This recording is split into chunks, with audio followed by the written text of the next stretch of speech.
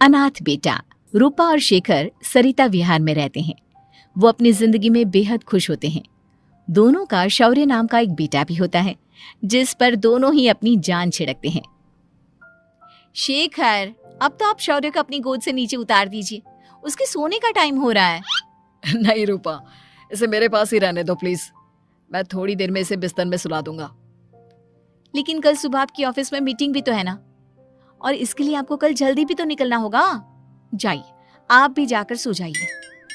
क्या यार, अभी तो मेरी गोद में आया था मेरा बेटा और तुम उसे लेकर जा रही हो।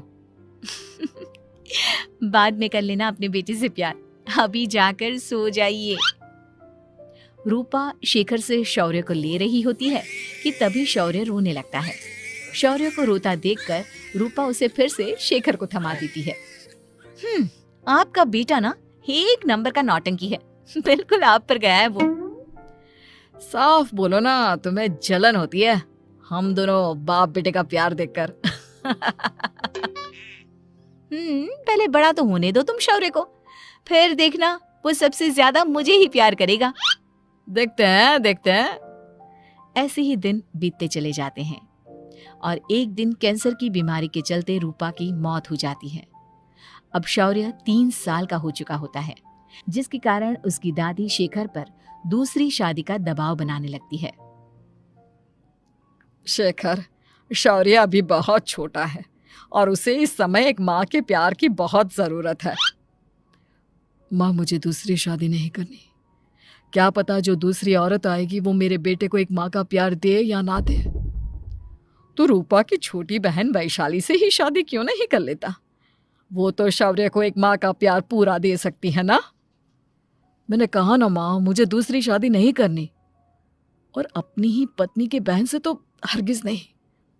ऊपर से अगर रूपा देख रही होगी तो वो क्या सोचेगी? अपने लिए ना सही, लेकिन तुझे शौर्य के लिए तो शादी करनी ही पड़ेगी ना बेटा। शेखर कुछ कहता उससे पहले ही अंजुमन उसे रूपा की कसम दे देती है, जिसके आगे मजबूर होकर शेखर शादी के लिए हामी भर देता है। देखो वैशाली, मैंने तुमसे शादी सिर्फ अपने बच्चे के लिए की है। मैं चाहता हूं कि तुम उसे एक माँ का भरपूर प्यार दो। शौर्य, आपके साथ साथ मेरा भी कुछ लगता है। अगर आप मुझसे शादी नहीं भी करते तब भी मेरा प्यार शौर्य के लिए कभी कम या ज्यादा नहीं होता। शादी के कुछ दिनों बाद ही शेखर की माँ की भी मौत हो जाती है। वैशाली शौर्य को एक माँ से भी बढ़कर प्यार देती है। शौर्य को लेकर वैशाली का यूं निस्वार्थ प्यार देखकर शेखर को भी उससे प्यार हो जाता है और कुछ सालों बाद शेखर और वैशाली का भी लड़का हो जाता है। लेकिन इसके बाद वैशाली का शौर्य को लेकर बर्ताव बदलने लगता है। वैशाली, मैं देख रहा हूं तुम आजकल शौर्य का जरा भी ध्यान नहीं रख रही हो। मुझे पता नहीं था कि आदित्य के होने के बाद तुम इतना बदल जाओगी। आदित्य मेरा अपना सगा खून है और शौर्य दीदी का, फिर मैं दोनों में अंतर कैसे नहीं करूं? माँ भले ही दोनों की अलग अलग है, लेकिन पिता तो एक है ना। अगर मुझे पहले पता होता कि तुम इतनी जल्दी बदल जाओगी तो मैं कभी तुमसे शादी ही नहीं करता। हाँ, तो किसने कहा था आपसे मुझसे शादी करने के लिए? मैं थोड़ी ना आई थी आपके पास, आपकी माँ ही आई थी मेरे घर आपका रिश्ता लेकर। वैशाली, मुझे तुमसे ऐसी उम्मीद नहीं थी। गुस्से में शेखर अपना पैर पटकता हुआ शौर्य को वहां से लेकर चला जाता है। पापा, मम्मा मुझसे प्यार क्यों नहीं करती? क्या मैं उनका सगा बेटा नहीं हूँ इसलिए मुझसे प्यार नहीं करती? मम्मा नहीं करती तो क्या हुआ बेटा, पापा तो करते हैं ना आपसे प्यार। कुछ दिनों के बाद, आज तुझे खाना पीना कुछ नहीं मिलेगा, चल चुपचाप से अपने रूम में जाकर सो जा। माँ, अब भाई को खाना क्यों नहीं दे रही हो? बेटा तू आराम से खाना खा, इस नालायक की चिंता मत कर। एक दिन खाना नहीं खाएगा तो मर नहीं जाएगा ये। अगर भैया नहीं खाएंगे तो मैं भी नहीं खाऊंगा। तू अपने भाई का भक्त क्यों बन रहा है? ये तेरा सौतेला भाई है, सगा नहीं जो तू लक्ष्मण बन रहा है। माँ, आपको इतना भी नहीं मालूम? श्री राम और लक्ष्मण सगे भाई नहीं थे। श्री राम माता कौशल्या और लक्ष्मण माता सुमित्रा की कोख से जन्मे थे। दोनों के सिर्फ पिता एक थे लेकिन माँ अलग थी। मुझे ज्यादा ज्ञान देने की जरूरत नहीं है, ये सतयुग और त्रेता युग नहीं है, समझे? हाँ यहाँ बड़ा भाई का चमचा। इतना कहकर वैशाली वहां से चली जाती है। जिसके कुछ टाइम बाद शिखर वहां आता है और आदित्य उसे सारी बात बताता है। मुझे माफ कर दो शौर्य, तुम्हारी माँ के जाने के बाद मुझे दूसरी शादी का फैसला करना ही नहीं चाहिए था। अगर मैं दूसरी शादी नहीं करता तो शायद आज तुम्हारी ये हालत ना होती। नहीं पापा, अगर आप शादी नहीं करते तो मुझे आदित्य जैसा छोटा भाई कभी नहीं मिलता। थैंक यू मुझे इतना अच्छा भाई देने के लिए। तुम दोनों हमेशा ऐसे ही साथ रहना, फिर कोई भी तुम दोनों का कुछ नहीं बिगाड़ पाएगा। चलो मैं तुम दोनों को आइसक्रीम खिला कर लाता हूँ, बहुत भूख लग रही है ना। शिखर शौर्य और आदित्य को आइसक्रीम दिलाने लेकर जाता है।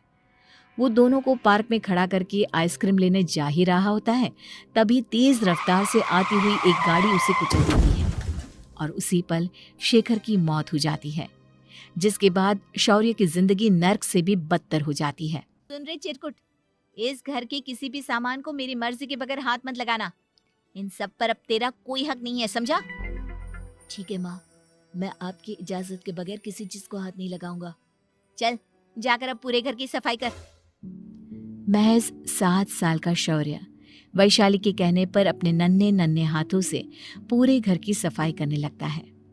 ऐसे ही दिन बीतने लगते हैं, लेकिन मासी से माँ बनी वैशाली को उस मासूम से बच्चे पर जरा भी तरस नहीं आता। क्यों शौर्य, ये घर में इतनी गंदगी कैसे हो रही है? ढंग से सफाई नहीं की है क्या तूने? माँ मैंने तो अच्छे से सफाई की थी, लेकिन आदित्य बार बार इधर उधर चलकर गंदा कर देता है। अच्छा, खुद से एक काम ढंग से नहीं होता और अपनी गलतियों का जिम्मेदार मेरे बेटे को ठहराता है। इतना कहकर वैशाली बांस का डंडा उठाकर शौर्य को जोर जोर से मारने लगती है। तभी वहां वैशाली के मायके वाले भी आ जाते हैं और उसकी सारी करतूतें देख लेते हैं। माँ मैं ऐसा क्या करूं जिससे आप मुझे भी आदित्य के जितना प्यार करोगी? बोलिए ना माँ, मेरे क्या करने से आपके अंदर मेरे लिए ममता जागेगी? वैशाली शौर्य की एक नहीं सुनती, उसके ऊपर डंडे बरसाती जाती है। हद पार होते देख वैशाली की माँ उसका हाथ पकड़ती है और जोर से उसे थप्पड़ मारती है। यही सब करने के लिए तूने दामाद जी से शादी की थी? हमने सपने में भी तुझसे ऐसी हरकत की उम्मीद नहीं की थी। तू माँ नहीं, माँ के नाम पर एक धब्बा है। बस कीजिए माँ, आदित्य के इस दुनिया में आने से पहले मैंने इसे बहुत प्यार किया था, लेकिन अब जब मेरी खुद की औलाद है तो मैं किसी और के बच्चे से प्यार क्यों करूं? अरे नालायक औरत, जिसे तू किसी और का बच्चा कह रही है वो तेरी खुद की सगी बहन का बच्चा है। बहन है तो क्या हुआ, मेरे अपने बच्चे से बढ़कर तो नहीं हो सकता ना ये कभी। अगर यही बात थी तो तू हमें पहले बता देती, हम शौर्य को अपने साथ ले जाते। उसे इस तरह प्रताड़ित करने की क्या जरूरत थी? अगर आपको लेकर जाना है ना तो ले जाइए इसे, मैं नहीं रोकूंगी।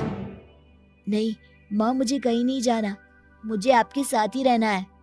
मैं तेरी कोई माँ बाबा नहीं हूँ, तेरी माँ मर चुकी है, समझा? अब निकल जा मेरे घर से। माँ अब बहुत गंदी हो, मुझे भी नहीं रहना आपके साथ, मैं भी भाई के साथ ही जाऊंगा। अरे तू क्यों जाएगा, तू तो मेरा सगा बेटा है, जाने दे इसे।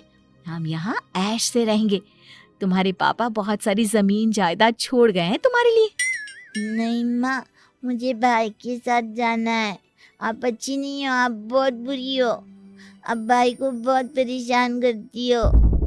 देख वैशाली, तुझसे ज्यादा समझ तो इस मासूम बच्चे में है। ये तेरे बुरे कर्मों का ही नतीजा है जो आज तेरी सगी औलाद खुद से तुझे ठुकरा रही है। आदित्य, तुझे इस शौर्य ने भड़काया है ना मेरे खिलाफ? नहीं माँ, मुझे किसी ने भड़काया नहीं, पर मैं सब देखता हूँ, सब समझता हूँ। भाई बहुत अच्छा है, वो आपकी जैसा नहीं है। चलिए नानी। इतना कहकर वैशाली के मायके वाले आदित्य और शौर्य को अपने साथ ले जाते हैं और इस तरह वैशाली बड़े से घर में अकेली पड़ जाती है। 2 बेटों के होते हुए भी आज उसे माँ कहकर बुलाने वाला कोई नहीं होता।